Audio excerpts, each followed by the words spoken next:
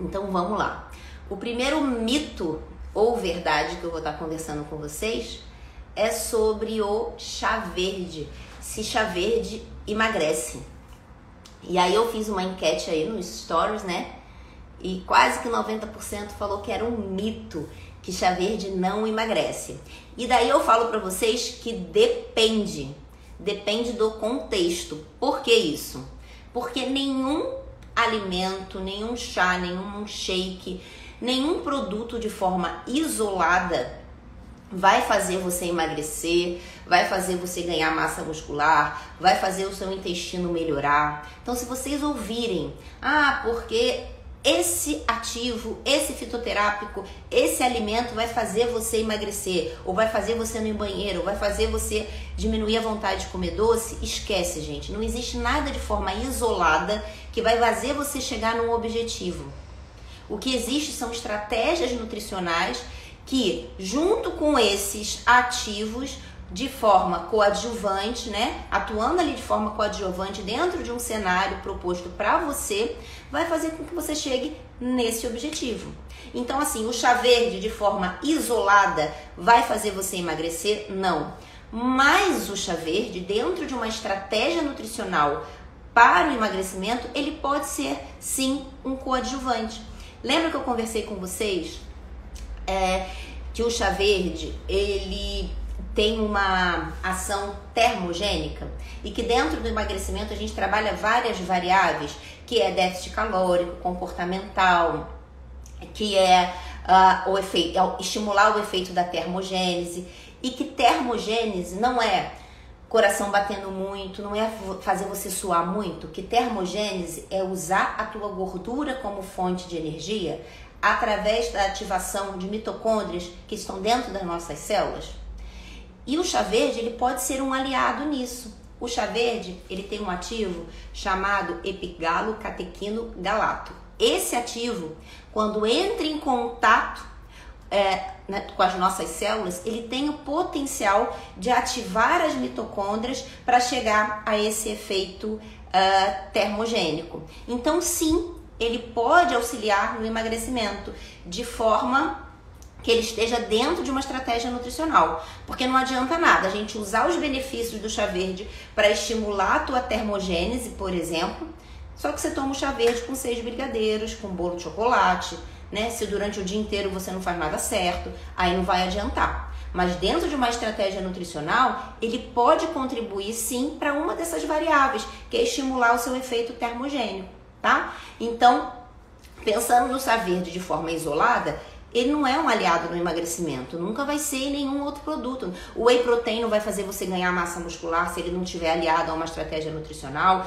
A biomassa de banana verde não vai fazer funcionar teu intestino se você continuar comendo tudo errado. Nenhum alimento, nenhum suplemento de forma isolada vai fazer com que você melhore um aspecto sem estar dentro de uma estratégia nutricional, tá?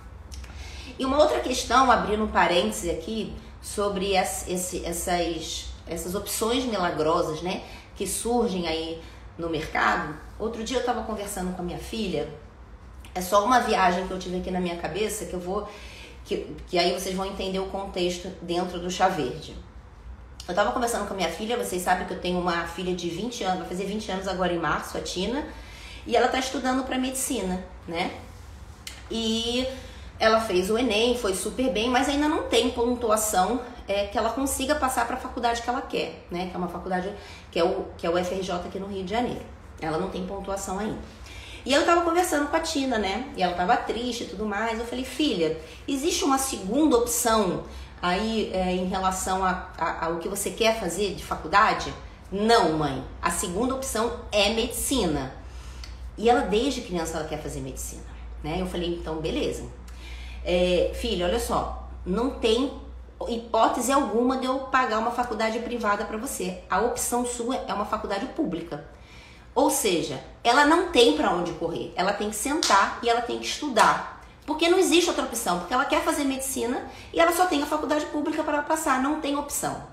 E o que eu vejo hoje, gente, é que quando a gente abre um pouco esse leque de opções para outros aspectos da nossa vida, acontece que hoje a gente tem muita opção para tudo. E o ser humano, enquanto ser humano, ele sempre vai querer a opção mais fácil, mais rápida, né? Com uma resposta mais imediata.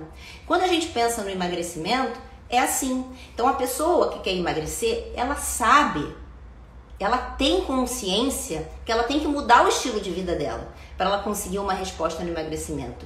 Mas essa mudança do estilo de vida leva tempo. E muitas vezes ela tem opções batendo ali na porta com soluções milagrosas, né? Você vai emagrecer em 5 dias. A Nutri Maluca, que faz uma estratégia radical que a pessoa emagrece em um mês 10 quilos. Tem o médico que dá um monte de pílula milagrosa que dopa o paciente. Você tem aí o médico que faz uma bariátrica sem nenhum critério. Você tem o outro que faz uma cirurgia plástica. Então hoje, gente, a gente tem aí caminhos para o emagrecimento, mil caminhos. Tem o shake milagroso, o chá milagroso, e que a pessoa que precisa emagrecer, ela de forma inicial vai olhar essas opções e vai olhá-la como se fossem mais atraentes, porque a resposta que ela quer é uma resposta rápida, né? O ser humano, ele sempre vai tender a ir para uma resposta mais rápida, ao invés de trabalhar todo um processo, né? Quem não lembra da história da Chapeuzinho Vermelho? A mãe falou, vá pelo caminho mais longo porque não tem risco. E ela quis ir pelo caminho mais curto, mesmo sabendo que o lobo mau estava lá. O ser humano é assim, ele vai querer encurtar o caminho porque ele não quer sair da tua zona de conforto. Então, enquanto existir opções milagrosas no mercado, tentando a levar você para esse caminho, a pessoa que quer emagrecer não vai mudar o estilo de vida. Ela vai tentar o médico famoso que dá remédio para emagrecimento, ela vai tentar a nutricionista maluca que passa estratégia nutricional que emagrece 10 quilos, ela vai tentar o chá verde, ela vai tentar o shake, ela vai tentar o que for para chegar no objetivo dela.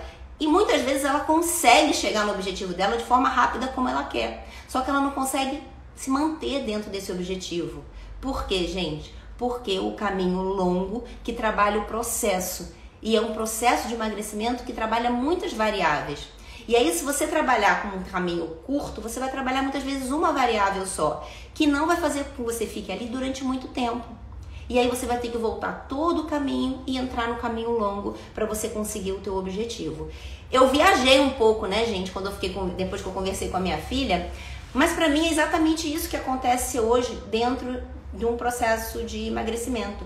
Se o paciente tivesse apenas uma opção na vida dele para emagrecer, que fosse mudar o estilo de vida, muitas pessoas não iam cair nessa que chá verde emagrece, que shake emagrece, que tudo emagrece e que vocês iam para a parte mais prática. Vocês iam mudar o estilo de vida e acabou. Mas como existem muitas opções, vocês naturalmente vão para a opção mais prática. E nem sempre é a melhor para vocês, tá, gente? Depois vocês falam aí se eu viajei muito nesse meu pensamento. Mas para mim é exatamente isso que acontece. Vamos lá para o segundo mito e a segunda verdade. Será que o glúten faz mal à saúde? Eu fiz essa pergunta também aí no Stories e ficou meio a meio, né? Parte achou que era mito, parte achou que era verdade. E também depende, né? O que é o glúten? É uma proteína ali presente dentro do trigo, né? Então tem pessoas que têm alergia ao glúten, por exemplo, os pacientes celíacos, né? Os doentes celíacos, que é uma doença autoimune.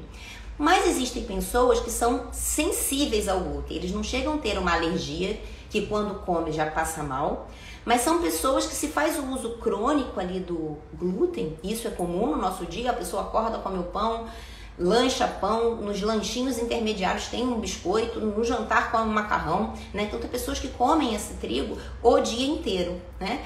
E aí tem pessoas que desenvolvem essa sensibilidade, essa hipersensibilidade ao glúten. E para vocês entenderem, o quadro é um quadro que demora a aparecer. Então existem pessoas que têm bolinhas assim no braço, sabe? Umas bolinhas. Essas bolinhas normalmente é uma sensibilidade ao glúten.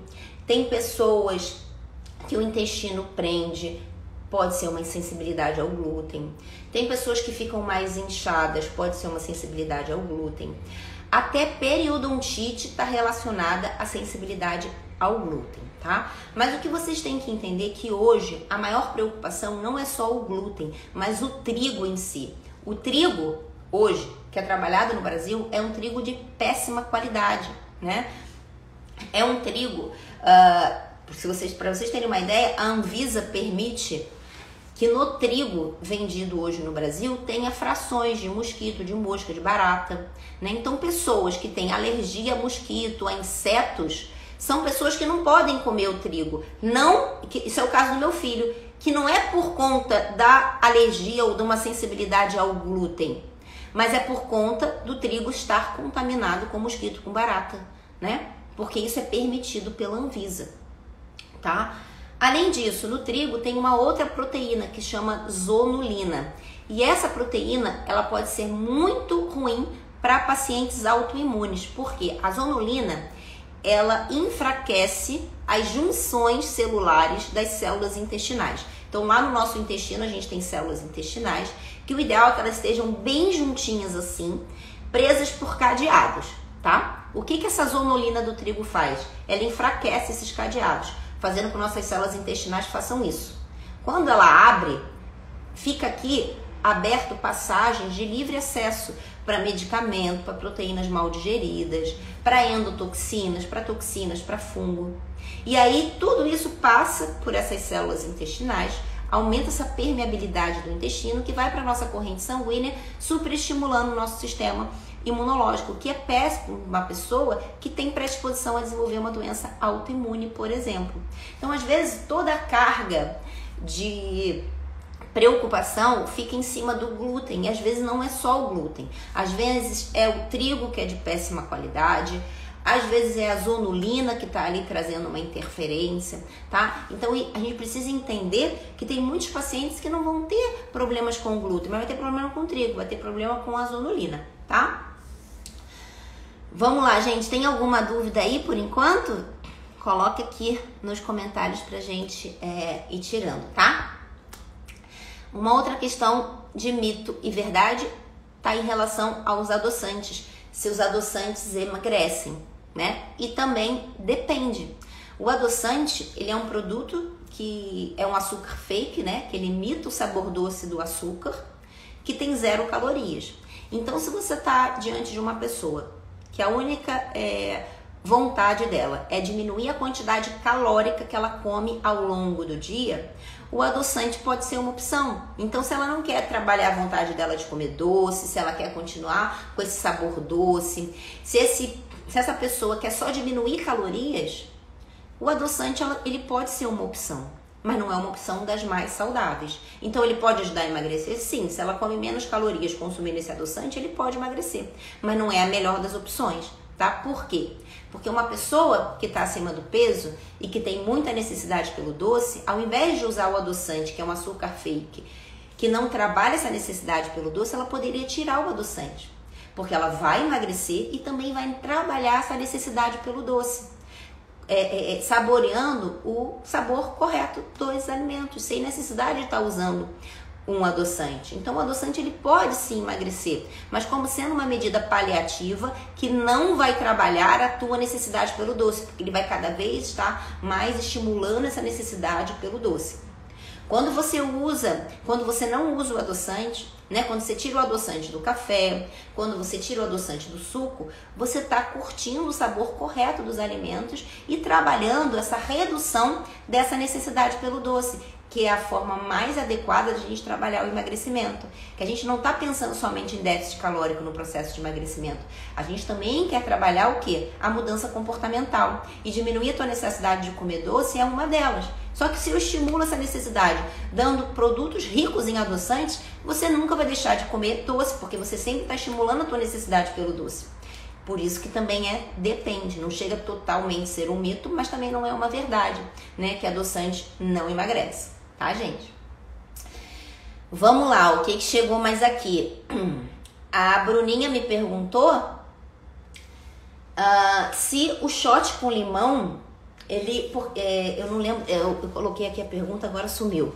Mas se o shot com limão, por que ele é consumido antes das refeições? Se favorece, né, alguma questão. Então, gente, o shot com limão de manhã não vai fazer você emagrecer. É a mesma questão que eu falei sobre o chá verde, né? o shot com limão e glutamina, o shot com limão e própolis. Nenhum shot vai fazer você emagrecer. Ele vai ser trabalhado dentro de uma estratégia nutricional.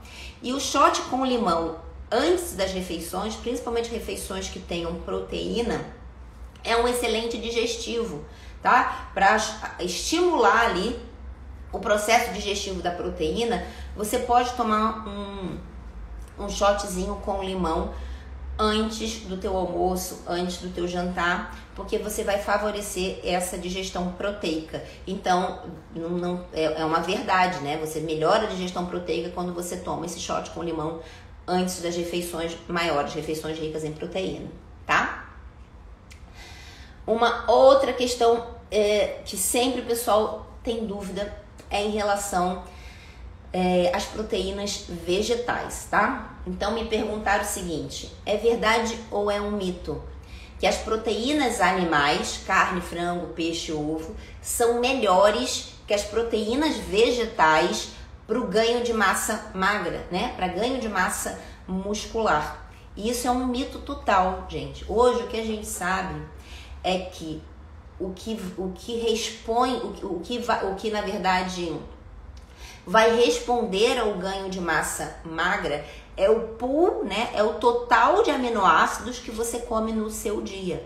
Se esse aminoácido vem de uma lentilha, de uma ervilha, de um feijão, ou se esse aminoácido vem de uma carne, não importa. O que importa é o pool, é o tanto de aminoácidos que você come no dia, se está dentro da tua necessidade. E o que eu quero dizer com isso, gente? Não existe proteínas de melhor digestibilidade do que outras, tá? Existe a individualidade do paciente. Então tem paciente que vai comer uma ervilha e vai digerir melhor essa ervilha, e essa proteína da ervilha vai se transformar em aminoácidos que vai levar, por exemplo, a uma melhora da tua recuperação muscular melhor do que uma pessoa que come uma carne vermelha, só que não digere muito bem aquela carne vermelha. Então é o que eu sempre falo pra vocês, gente. A proteína não vai fazer você ganhar músculo. A proteína não vai fazer você recuperar um tecido. O que recupera um tecido são os aminoácidos. Se esse aminoácido vier da carne ou da ervilha, não tem problema. A grande questão é como que você digere essa proteína. Porque para uma proteína virar aminoácido, ela precisa ser digerida. Então, se você, de forma individualizada, digere melhor um grão de bico do que um frango, é melhor você comer um grão de bico, né? Então, não existe isso, que proteína vegetal é pior do que proteína animal. Depende da individualidade do paciente, né? Depende da digestibilidade dessa proteína. Depende de como essa pessoa transforma essa proteína em aminoácidos, porque o que importa é a quantidade de aminoácidos essenciais que você está comendo ao longo do seu dia, para que você favoreça aí, por exemplo, né, de uma das tantas funções dos aminoácidos, recuperar esse músculo, recuperar esse tecido, ganhar massa muscular, por exemplo, tá?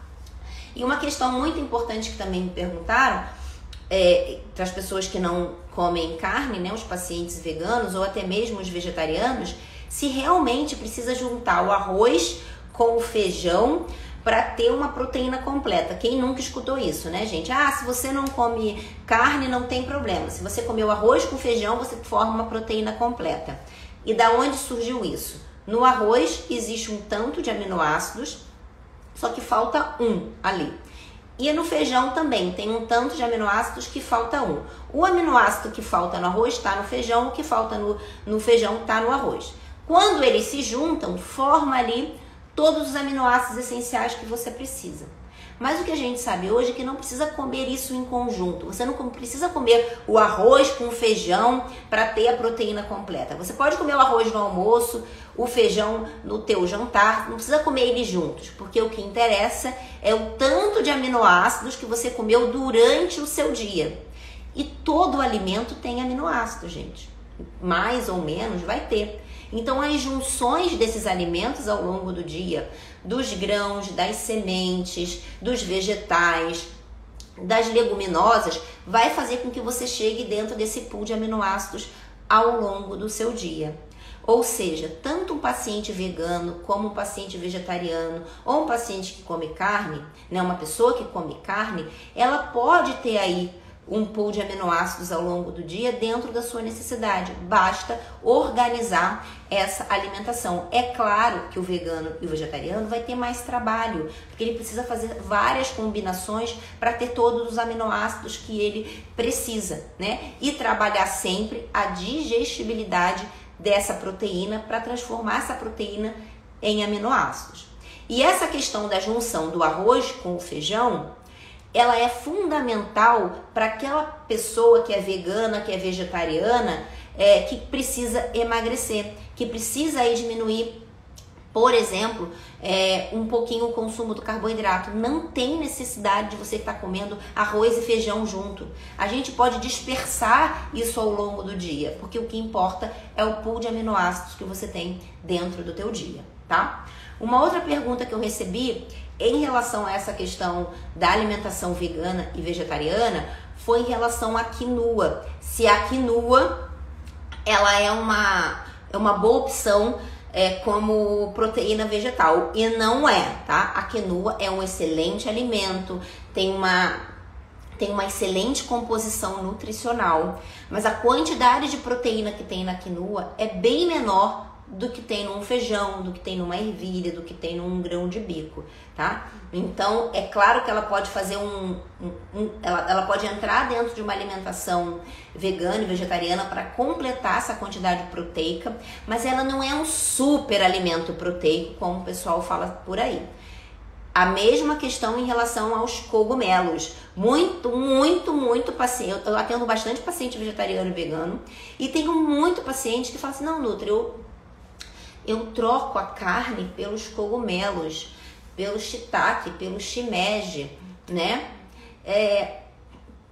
E shimeji e shiitake, ele não tem uma grande quantidade de proteína na composição deles. Eles também vão agregar valor proteico à preparação, mas tem que estar em conjunto com outros alimentos. 100 gramas de shiitake, de shimeji, tem em torno de 2 gramas de proteína. Não é muita coisa, tá, gente? É a mesma coisa que 100 gramas de brócolis, tá? Então ele tem que ser junto com outros alimentos. Aí sim você consegue estar trabalhando esse pool de aminoácidos ao longo do dia. Mas comer uma salada de alface com um mix ali de cogumelos vai trazer, não vai ser uma alimentação rica ali em aminoácidos. Então tem que estar dentro de um pool. Então muita gente acha que quinoa e cogumelos são alimentos riquíssimos em proteína, e não são. Se você quer realmente ter uma alimentação mais vegetariana, uma alimentação vegana, você tem que trabalhar esse mix de alimentos ao longo do dia, e as melhores opções, se você quer ter uma concentração maior, são sem dúvida as leguminosas, ervilha, feijão, grão de bico, beleza? Ora pro nobis vai ter mais ou menos isso que eu falei também, tá? Em 100 gramas vai ter um pouquinho mais de 3 gramas de proteína, tá? A Samara tá me perguntando aqui. A Bruninha tá me perguntando se beber água ou suco depois das refeições prejudica a digestão. Então, gente, se você tomar 200 ml de uma água, um suco, ela não vai prejudicar a tua digestão, tá?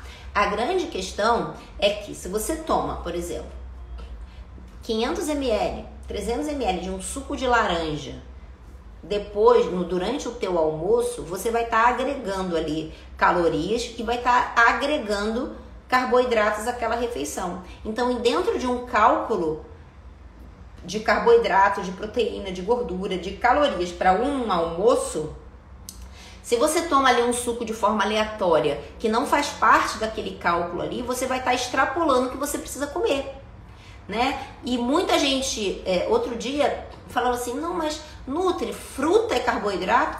Gente, fruta é carboidrato. Morango tem uma quantidade alta de carboidrato, banana, laranja, tangerina. Então, se eu faço um cálculo para você de consumir uma X quantidade de carboidrato no teu almoço, e você de forma aleatória toma um suco porque acha que o suco é saudável, ele é saudável, ele tem que entrar dentro dessa contabilidade, tá? Ele não vai atrapalhar tanto a tua questão digestiva assim, tá? Também não vai dar barriga tomar água no almoço, beleza? Mas sim, se você toma um suco, ele tem que fazer parte daquela contabilidade ali do almoço, tá? Vamos lá. A mesma coisa em relação... ontem mesmo, né, eu atendi um paciente que falou assim, Nutri, mas eu tô sentindo falta do carboidrato no meu almoço. Aí quando eu fui reler, né, porque eu achei difícil ele não comer carboidrato, né, no almoço, que eu coloco, né? E aí eu fui olhar a dieta dele, eu falei, mas a sua dieta tem carboidrato. Você tá comendo abobrinha, você tá comendo berinjela, você tá comendo cenoura, você tá comendo abóbora, você tem beterraba, você tem inhame, você tem mandioca, tudo isso é carboidrato. Ah, Nutri, mas é que eu sinto falta do arroz. Eu falei, bem, você sente falta do arroz, não porque carboidrato tem na tua dieta, né? Então, gente, muitas pessoas não conseguem entender e diferenciar. Acha que carboidrato é pão e arroz. Não, a gente tem carboidrato na batata, no inhame, na mandioca, na berinjela. O que muda são as quantidades, tá? E dentro de um projeto nutricional, por exemplo, que a gente tem que restringir um pouquinho a quantidade de carboidrato, o que a gente tem que fazer com o paciente? A gente tem que diminuir a quantidade calórica e diminuir a quantidade de carboidrato. Qual o pensamento? Eu tenho que dar saciedade para esse meu paciente, eu tenho que trabalhar com volume, né? E trabalhando com volume, eu tenho que dar alimentos que têm baixa quantidade calórica e baixa quantidade de carboidrato.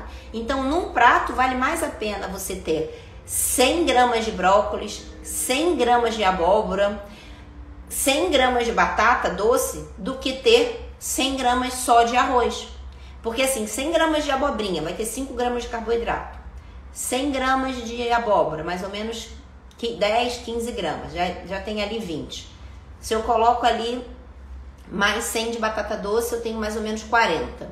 Se eu for colocar isso de arroz, o paciente vai ter que comer muito menos do que tudo isso que ele está comendo. Então é muito mais fácil trabalhar com uma variedade de alimentos, uma variedade de cores, que vai dar mais essa saciedade, ele vai trabalhar também o volume, ele vai trabalhar mais saciedade dessa pessoa, do que trabalhar com um único alimento numa quantidade pequena que não vai dar saciedade para ele, entendeu? Então existe muito isso do paciente olhar e falar assim, mas eu não tô comendo carboidrato. Tá, sim, tem carboidrato aí, né? Aí é a questão do hábito, né? De a gente mudar o hábito. É claro que pode comer o arroz, só que você vai comer em menor quantidade. Isso vai te saciar? Vai, porque eu tenho um hábito, é algo que eu amo comer. Então beleza, a gente vai colocar o arroz, mas você vai comer em menos quantidade do que você estava comendo antes, porque eu não posso te dar o volume em arroz do que eu te dou em legumes e verduras, entendeu? Vamos lá, gente. Tem alguma dúvida por aí? Deixa eu ver mais alguma que chegou aqui. A dúvida de sempre, né, gente? É uma dúvida que todo mundo me pergunta toda hora. Ovo aumenta o colesterol? Tem uma quantidade ideal de ovo para comer ao longo do dia? Gente, só 25% do nosso colesterol, tá? Ele vem endogenamente, vem de fora do que a gente come, né? Só 25%, né? O restante do colesterol produzido no nosso corpo é produzido de forma exógena, lá dentro, por nós mesmos, tá? Então a alimentação, ela tem um impacto muito pequeno no aumento do colesterol. E o impacto, muitas vezes, não é pelos alimentos que têm colesterol, como a gema do ovo, mas é pelo excesso de carboidratos refinados e gorduras saturadas. Então o ovo, gente, não aumenta o colesterol. Só 25% de relevância que tem a nossa alimentação no nosso colesterol endógeno, tá? Então a produção de colesterol no nosso corpo está muito relacionada à nossa demanda.